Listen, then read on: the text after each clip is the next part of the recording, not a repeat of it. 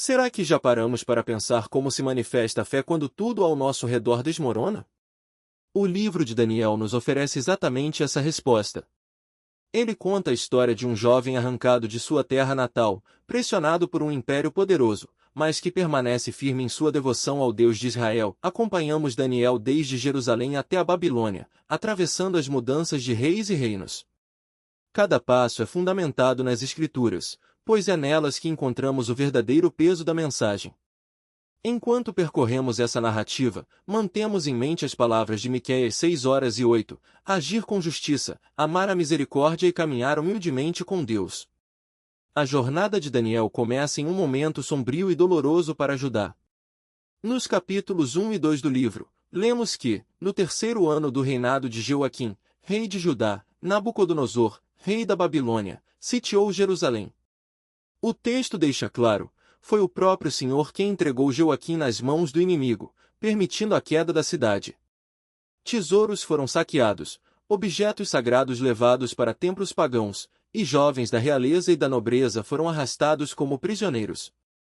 Entre eles estava Daniel, provavelmente um adolescente, obrigado a percorrer centenas de quilômetros de Jerusalém até a Babilônia, de uma cidade construída ao redor do templo do Senhor para outra repleta de ídolos e poder imperial. Ao chegar à Babilônia, tudo ao seu redor era novo: as muralhas, o idioma, os costumes, os governantes. Mas a verdadeira batalha não era externa, e sim interna.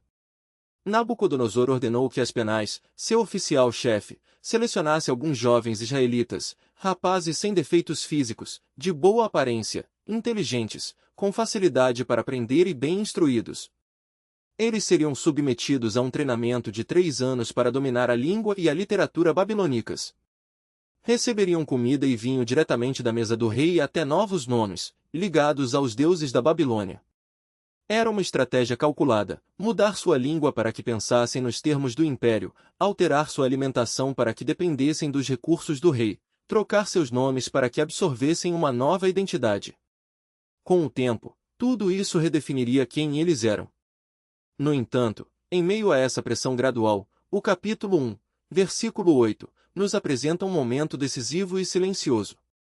Daniel decidiu não se contaminar com a comida e o vinho do rei.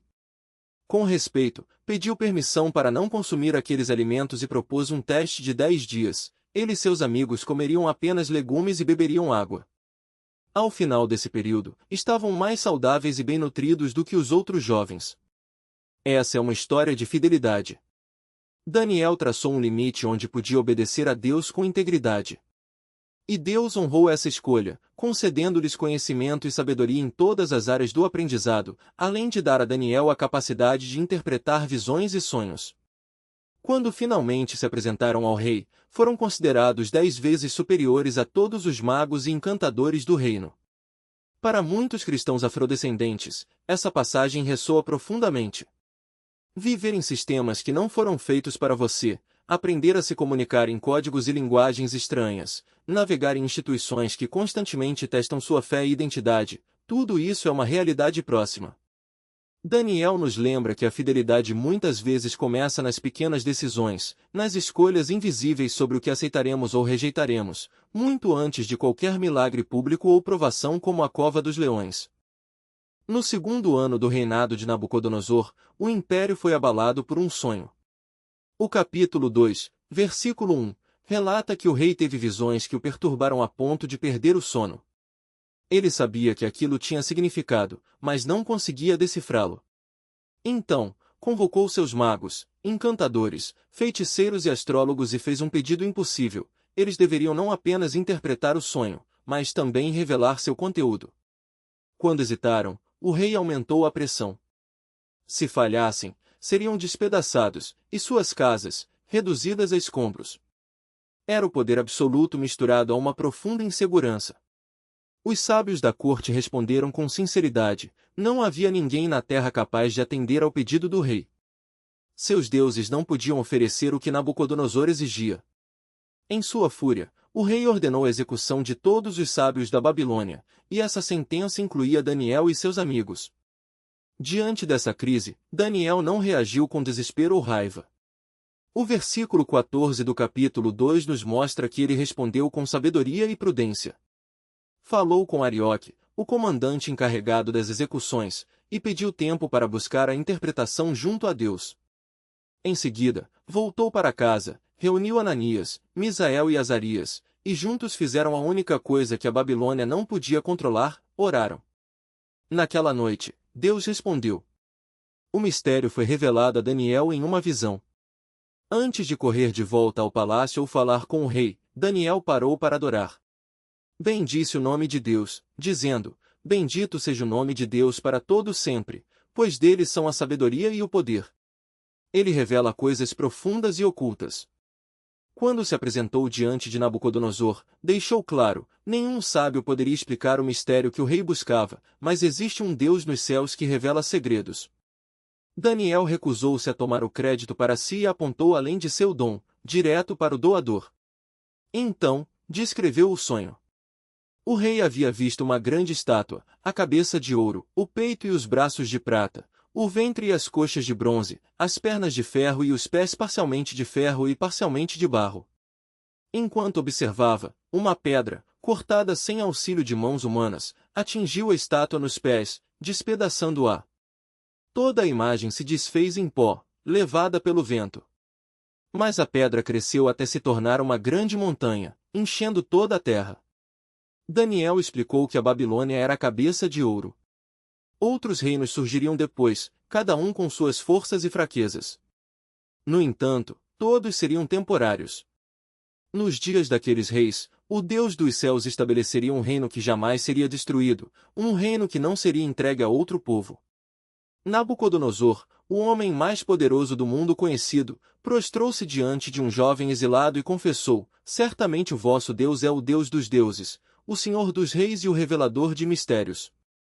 Daniel foi promovido a uma posição elevada e usou essa influência para beneficiar outros, garantindo cargos para Sadraque, Mesaque e Abed-nego na administração da Babilônia. Para muitos na comunidade cristã negra, esse capítulo fala de uma realidade vivida. Os sistemas podem ser hostis, os líderes instáveis, mas Deus ainda concede sabedoria que nenhuma instituição é capaz de produzir. Ele continua revelando, guiando e levantando testemunhas em posições de poder para lembrar ao mundo que todo império é passageiro, mas o seu reino é eterno. O capítulo 3 de Daniel se inicia com uma demonstração de poder e orgulho. Nabucodonosor ergue uma enorme estátua de ouro na planície de Dura e convoca autoridades de todas as províncias de seu império. Um arauto anuncia medo. O cenário muda novamente, mas a pergunta central permanece: quem governa de fato? O novo rei, Dário, reorganiza o império e nomeia 120 sátrapas para administrar as províncias. Sobre eles, coloca 3 supervisores, entre os quais Daniel. Logo, sua integridade e sabedoria o destacam. O texto diz que nele havia um espírito excelente, e o rei planejava colocá-lo à frente de todo o reino. A inveja dos outros líderes se acende. Eles buscam um motivo para acusá-lo, mas não encontram nenhuma negligência ou corrupção em seu trabalho. Então, decidem atacar sua fé.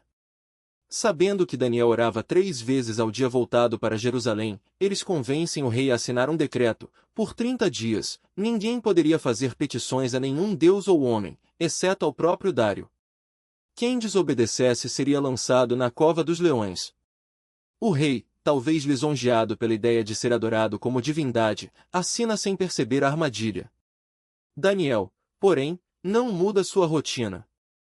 Quando o decreto é publicado, ele continua orando em sua casa, com as janelas abertas, como sempre fez.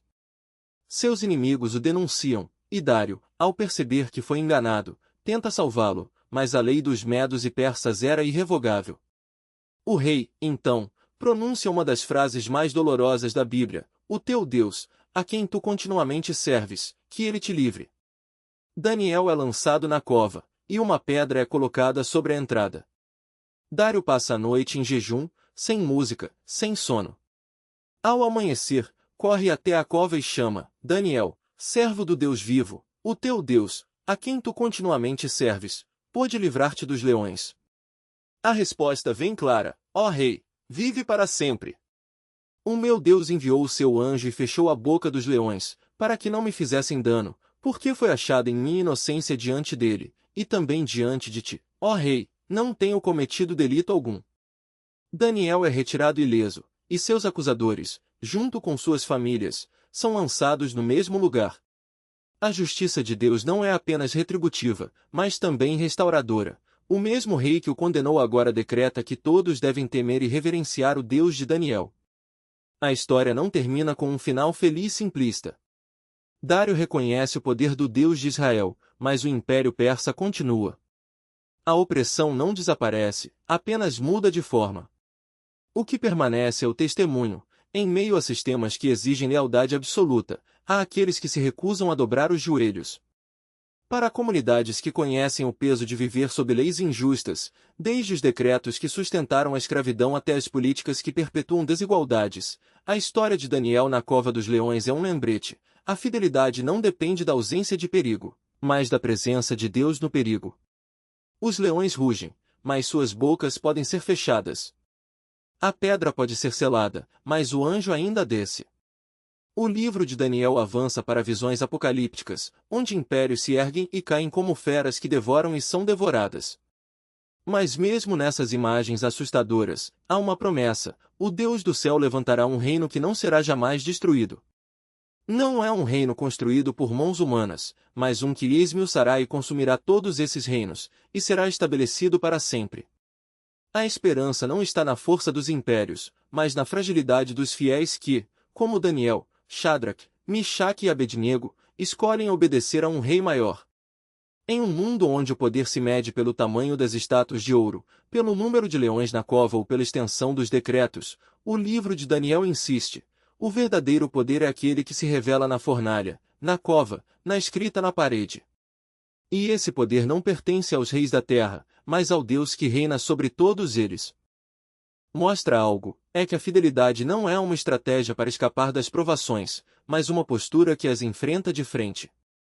O império muda de mãos, os decretos se multiplicam, e os leões rugem à espera de presas fáceis. Mas Daniel não se dobra. Sua rotina de oração não era um ritual vazio, mas um ato de resistência silenciosa, 3 vezes ao dia, de joelhos, voltado para Jerusalém, como se dissesse ao mundo: meu Deus não está confinado a um trono de ouro, nem precisa da permissão de um rei para agir. Os inimigos esperavam que ele se escondesse, que negociasse, que cedesse ao menos um pouco. Mas Daniel não conhecia meio termo. Sua devoção não era um acessório, mas a essência de quem ele era.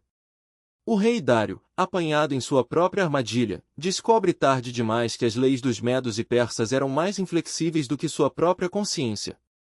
Quando a pedra é rolada sobre a cova, o selo real não é apenas um símbolo de autoridade, é a marca de um poder terreno tentando conter o que não pode ser contido. A noite que se segue é uma lição sobre quem realmente governa. Enquanto Dário passa horas em claro, jejuando e atormentado pela culpa, Daniel dorme, ou melhor, descansa, na presença do Deus que fecha bocas de leões. Não há desespero em sua voz quando responde ao rei ao amanhecer: meu Deus enviou o seu anjo e fechou a boca dos leões. Eles não me fizeram mal algum, porque fui considerado inocente diante dele. A inocência aqui não é uma declaração de perfeição, mas de alinhamento com a vontade de Deus. Os leões não o tocaram porque, para eles, Daniel não era uma presa, mas um filho do rei que os havia criado. A justiça que falha com Daniel é a mesma que se volta contra seus acusadores. Os homens que armaram a cilada são lançados na cova e, em segundos, o que era uma armadilha se torna seu próprio julgamento. Os leões, antes silenciosos, agora não têm misericórdia. A ironia é clara: o mesmo sistema que tentou usar a lei para destruir um justo é usado por Deus para exaltar sua justiça. Dário, o rei que assinou o decreto, agora assina outro, um édito que ecoa por todo o império: que em todo o meu reino as pessoas temam e reverenciem o Deus de Daniel, pois ele é o Deus vivo, que permanece para sempre, o seu reino não será destruído, e o seu domínio não terá fim. O que começou como uma perseguição termina com uma proclamação. O que parecia derrota se revela vitória. E Daniel, o homem que se recusou a parar de orar, continua prosperando, não porque tenha escapado da cova, mas porque nunca deixou de confiar no Deus que o colocou ali. Mas a história de Daniel não termina com os leões silenciados ou com o rei louvando a Deus. A partir do capítulo 7, o livro dá uma guinada. As narrativas de corte dão lugar a visões, e o que antes era uma história de resistência pessoal se expande para uma revelação cósmica. Daniel vê o que poucos veem, o palco da história visto do céu. 4 bestas emergem de um mar turbulento, cada uma representando um império que se erguerá e cairá. Da terra, esses reinos parecem invencíveis, suas estátuas de ouro brilham sob o sol, seus exércitos marcham com precisão. Mas do alto, são feras famintas, vorazes, temporárias. Entre elas, surge o ancião de dias, vestido de branco como a neve, cujo trono é chama de fogo. Os livros são abertos, o juízo começa. E então, em meio ao caos das nações, aparece um semelhante a filho de homem, vindo com as nuvens do céu. A ele é dada autoridade, glória e um domínio eterno. Enquanto os impérios humanos se desfazem como pó, esse reino não passa. É a promessa que atravessa todo o livro, o Deus que governa sobre os reis da terra governa também sobre o tempo.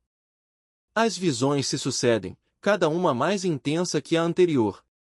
Em Daniel 8, um carneiro e um bode simbolizam a ascensão e queda dos impérios medo, persa e grego, com detalhes tão precisos que séculos depois ainda assombram os estudiosos. A história não é um acaso, nem um ciclo sem sentido. Deus a desenrola sob seu olhar, e cada batalha, cada conquista, cada exílio faz parte de um plano maior. Em Daniel 9, o profeta está de rosto em terra, em oração.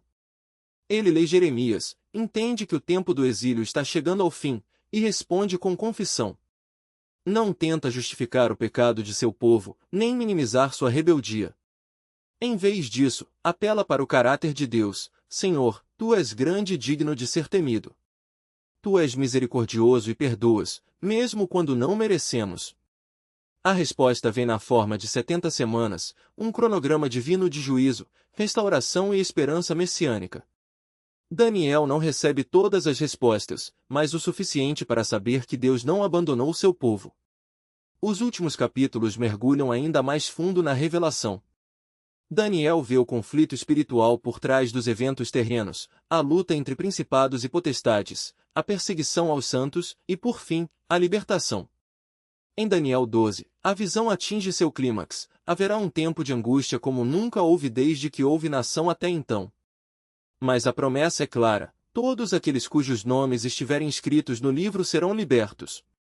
Há até um vislumbre da ressurreição: muitos dos que dormem no pó da terra acordarão. Daniel, o homem que sobreviveu à cova dos leões, é agora convidado a descansar. Vai, Daniel, pois estas palavras estão fechadas e seladas até o tempo do fim. Tu, porém, segue o teu caminho, pois descansarás, e ao fim dos dias, te levantarás para receber a tua herança. Sua história não termina com sua morte, mas se estende até o dia em que Deus fará todas as coisas novas. Quando olhamos para o livro como um todo, o padrão é inconfundível. Em Daniel 1, ele é fiel nas pequenas coisas, recusa-se a se contaminar, mesmo que isso signifique comer legumes em vez de banquetes reais. Em Daniel 2, diante da ameaça de morte, ele busca a Deus em oração, reunindo seus amigos para clamar por misericórdia. Em Daniel 3, seus companheiros são intransigentes na adoração, não se curvam, mesmo que a fornalha seja o preço. Em Daniel 4 e 5, ele fala a verdade ao poder, anunciando juízo a reis arrogantes, mesmo quando isso coloca em risco. Em Daniel 6, ele é constante na devoção, ora como sempre orou, apesar da ameaça de morte. E nos capítulos 7 a 12, ele permanece firme nas promessas de Deus, recebendo visões que não verá cumpridas em vida, mas confiando naquele que as deu. Para quem vive sob pressão, em sistemas que não reconhecem sua fé, em tempos que parecem cada vez mais hostis, Daniel é um farol. Você pode estar cercado por decretos que tentam silenciar sua voz, por estruturas que não honram sua dignidade, por olhares desconfiados ou leis que restringem sua liberdade. Mas a mensagem de Daniel é clara: Deus ainda reina sobre os reinos da terra. Ele ainda fala por meio de sua palavra e de seu espírito. Ele ainda sustenta seu povo, não removendo-os de cada Babilônia, mas preservando-os no meio dela, até que seu reino inabalável seja plenamente revelado. A fidelidade não é uma garantia de ausência de provações, mas a certeza de que, mesmo nas covas mais escuras, o Deus que fechou a boca dos leões está presente. E, no fim, o que prevalece não é o rugido das feras, mas a voz daquele que diz: Eu sou o Alfa e o Ômega, o que era, o que é e o que há de vir, o Todo-Poderoso. Fortaleceu a sua fé? Quero convidá-lo a responder. Reserve um momento para se inscrever no canal e não perder o que vem pela frente. Dê um like neste vídeo para que ele alcance mais irmãos e irmãs que precisam de encorajamento. E se Deus falou ao seu coração hoje, deixe o número 77 nos comentários como uma confissão simples: Senhor, guarda-me fiel em Babilônia. Compartilhe esta mensagem com alguém que esteja enfrentando pressão, tentação ou medo, e precise de coragem para permanecer firme. Vamos orar. Agradecemos-te pelo testemunho de Daniel, por uma vida que nos mostra o que é fidelidade quando o mundo treme ao redor. Ensina-nos a ser fiéis nas pequenas coisas, quando ninguém está olhando, e corajosos nas grandes provas, quando o preço é alto. Fortalece cada espectador que se sente em Babilônia agora, cercado por sistemas que não te honram. Fortalece aqueles que sentem o calor da fornalha ou a ameaça da cova dos leões apertando por todos os lados. Senhor, ajuda-nos a agir com justiça, amar a misericórdia e andar humildemente contigo, como declara a tua palavra em Miqueias 6:8. Mantenha o nosso coração firme em tempos de mudança. Lembra-nos de que o teu reino não será destruído e o teu domínio não terá fim. Ancorai a nossa esperança em te fazer das nossas vidas um testemunho sereno e constante do teu poder e da tua graça.